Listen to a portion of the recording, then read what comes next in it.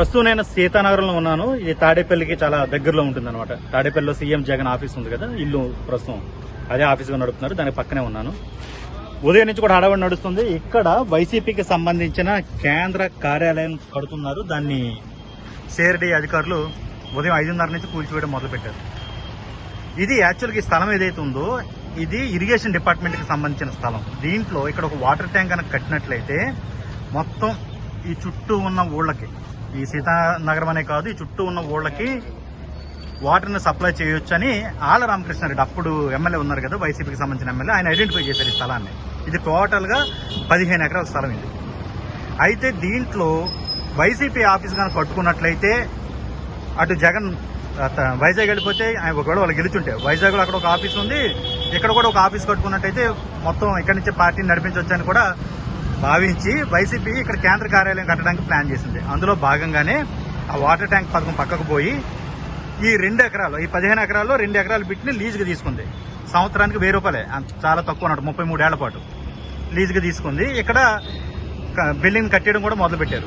ఒక ప్రైవేట్ సంస్థకు అప్పచెప్పారు. దీనికి సంబంధించి అది కూడా తమ పార్టీకి సంబంధించిన ఎంపీకి కాస్త దగ్గరగా ఉండే సంస్థ అన్న ఆరోపణలు వినపడుతున్నాయి. దీని మీద జనసేన, టీడీపీ అప్పట్లో విపక్షంలో ఉన్నప్పుడు ఇది నిబంధనలకు విరుద్ధంగా కడుతున్నారు, దీన్ని కూల్చివేయాలి, ఇది కరెక్ట్ కాదు, ఇది ఇరిగేషన్ డిపార్ట్మెంట్కి సంబంధించింది, ఇక్కడ ఇలా కట్టడం ఇది కరెక్ట్ కాదు, నిబంధనలకు పూర్తిగా విరుద్ధం, పైగా చూడండి చుట్టూ ఎలాంటి పచ్చటి కొండలు ఉన్నాయో, ఇది కరెక్ట్ కాదంటూ వాళ్ళు చాలాసార్లు తమ విమర్శలు గుప్పించారు. అలాగే దీనిపై కంప్లైంట్ కూడా చేశారు. కానీ ఎవరు పట్టించుకునే పాపం లేదు. మొత్తం మీద ఆల్మోస్ట్ పునాదుల నుంచి బిల్డింగ్ స్ట్రక్చర్ వర్క్ కూడా కంప్లీట్ అయిపోయింది. అయితే స్లాబ్ ఇంకా పడాల్సి ఉంది. దీన్ని ఇప్పుడు అధికారం మారిన తర్వాత సిఆర్డీ సీరియస్గా తీసుకుంది, మొత్తం కూల్చివేయడం మొదలుపెట్టింది. ఉదయం 5:30కి మొదలు పెడితే ఇది మొత్తం కూల్చేసి ప్రస్తుతం ఇలా నేలమట్టం చేస్తుంది అనమాట. ఓవరాల్గా ఏంటంటే నిబంధనలకు విరుద్ధంగా కట్టారు అనే ఒకే ఒక ఆరోపణతో దీన్ని మొత్తం కూల్చేశారు. ఇది తప్ప అంటే తప్పే, రైట్ అంటే రైట్. ఎందుకంటే ఏమీ చెప్పలేని పరిస్థితి, రాజకీయాలు అలాగా మారిపోయాయి. మీకు సరిగ్గా 5 ఏళ్ల క్రితం ఉండవల్లిలో ప్రజావేదికను ఇంచుమించు ఇదే రోజున కూల్చివేశారు. అది నిబంధనలకు విరుద్ధంగా కట్టారని చెప్పి. సో అది కరెక్ట్ అనుకుంటే ఇది కరెక్టే, అది తప్పు అనుకుంటే ఇది తప్పే. రాజకీయాలు ఆ విధంగా మారిపోయింది.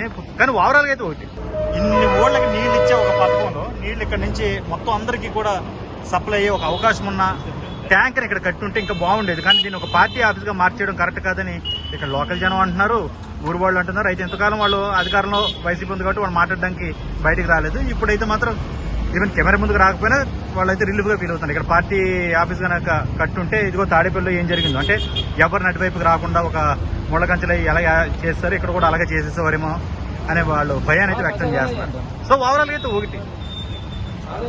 ఒకటంటే ఒక మంచి మాట ఎక్కడో చదువుకున్నట్టు, మనిషి తను ఏమి విత్తనాన్ని వేస్తే అదే పంటని పొందుతాడని ఒక మంచి పదం అయితే ఉంది, మంచి సెంటెన్స్ ఉంది. నువ్వు ఏ పంట ఇస్తే ఆ పంట తింటావు. నువ్వు విద్వేషం నాటితే ఇదిగో ఇలాంటి విధ్వంసాన్ని ఎదురు చూడాల్సి ఉంటుంది అనేది అందరూ అనుకుంటున్నమాట. మీ కామెంట్స్ని చెప్పండి. మరి అప్డేట్స్ కోసం చూస్తున్నాండి ఏబీ విదేశం.